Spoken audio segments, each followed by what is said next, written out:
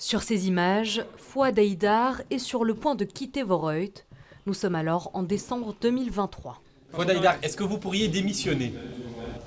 Silence radio, mais 3 mois plus tard, il lance sa propre formation politique, Team Fouad Haïdar. Tout est entre vos mains maintenant. C'est vous qui décidez si la Team Fouad Haïdar, la liste numéro 19, pourra demain être au gouvernement. Objectif, s'imposer pour les élections du 9 juin. C'est désormais chose faite. Et pourtant, tout s'est ficelé en 4 mois.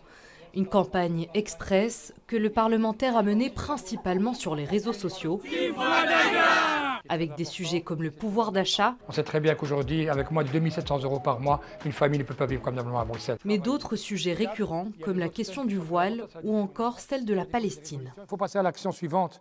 L'action, ça veut dire aujourd'hui isoler Israël, la condamner et la punir s'il faut. C'est quelqu'un qui vraiment a su saisir l'esprit, qui a finalement saisi l'opportunité de ce qui se passe en Palestine pour pouvoir vraiment mener une campagne très nette, très marquée sur la défense des communautés musulmanes, ici et au Proche-Orient. Une question qui a valu au chef de groupe de nombreuses polémiques, notamment une plainte pour antisémitisme en 2023. Je regrette réellement que mes propos aient donné lieu à une polémique inutile et je tiens à m'en excuser.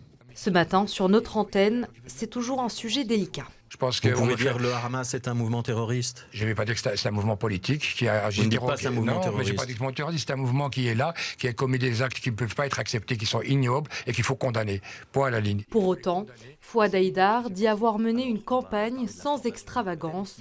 Il conteste avoir axé son programme uniquement sur les aspects religieux. Je n'ai pas fait que ça, mais on veut voir que ça. Mais je suis aussi musulman et pratiquant. Et donc, ouais, mais vous le revendiquez. Non, mais je le revendique, c'est clair. Je veux dire, revendication, ça ne veut pas dire simplement imposer. On ne doit pas séparer l'exercice de la politique de la pratique religieuse. Mais c'est la pratique religieuse, c'est la politique qui décide ce qu'on peut faire ou ce qu'on ne peut pas faire dans ce pays. C'est difficile de séparer. Des prises de position qui divisent, mais qui ont séduit une partie de l'électorat bruxellois.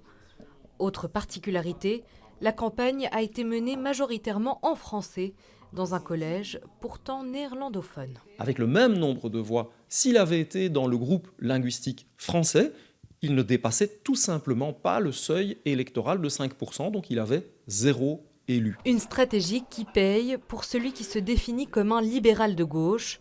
Fouad Haïdar a déjà signalé vouloir se concentrer sur les affaires sociales et le logement en cas de poste au gouvernement.